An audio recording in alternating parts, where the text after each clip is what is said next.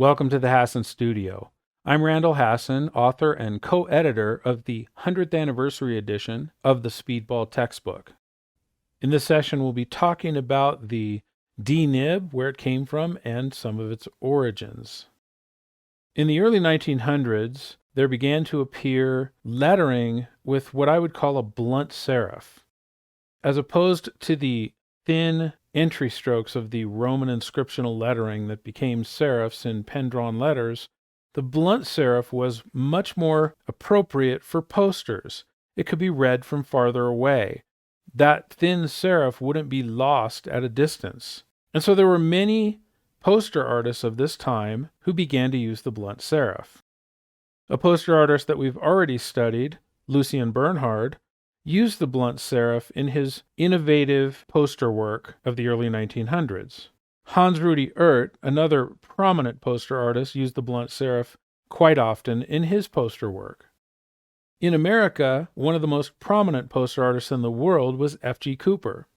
F.G. Cooper gained fame not only for his lettering and graphic design work, but his cartoon characters. His series of big-headed drawings, beginning with the New York Edison Company, now Con Ed, created an influence on artists all over the country. His influence can still be felt today if you drive to the auto parts store whose mascots are Manny, Mo, and Jack. Cooper utilized a blunt serif beginning with his posters, which advocated saving resources during the period leading up to World War I.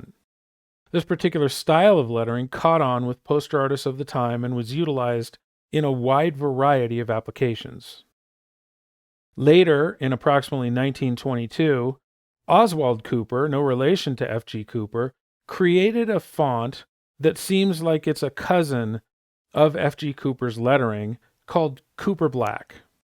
Ross George was also influenced by Cooper's lettering when he created some playful alphabets in the Speedball textbooks of the 20s. Now, the Speedball D-nib actually has an odd shape. It's an oval. The question is, how did this pen shape come about? We have to go back to the early silent movie titling in order to get a clue. Those of you who know the Speedball pens have probably used the broad-edged Style C calligraphy nib. But originally, that nib wasn't just a flat, broad edge. Originally, that nib had a bend. The reason it had a bend is because in the silent movies, when they wanted lettering, if they had hairlines or very thin strokes that broad edge would create on the oblique angle, those thin strokes would get lost in projection. So the original Style C Speedball pen actually had a little bend. Later, one of Speedball's competitors, the Esterbrook Company, created a competitive pen with that same bend. After the advent of talking pictures, the need for that little bend in the pen to make the thin strokes thicker went away because dialogue cards were no longer necessary.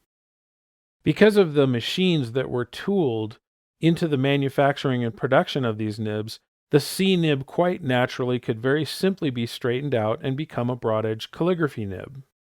But using the influence of this small bend, Ross George created an oval pen and ended up tooling a new machine that would create the oval nib. The oval nib is the nib that we want to use to create our blunt serif. It's a wonderful nib to use for a calligrapher. You use it approximately on the same angle. There are pen angle changes, as we'll see, but these pen angle changes create a really wonderful rhythm in the writing process. We'll take a look at a blunt serifed Roman alphabet that can be adapted to a playful alphabet a la the 1920s.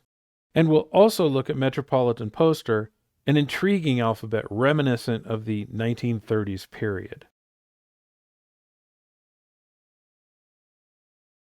In the next session, we'll work with the basic strokes and characteristics of the Speedball D pen.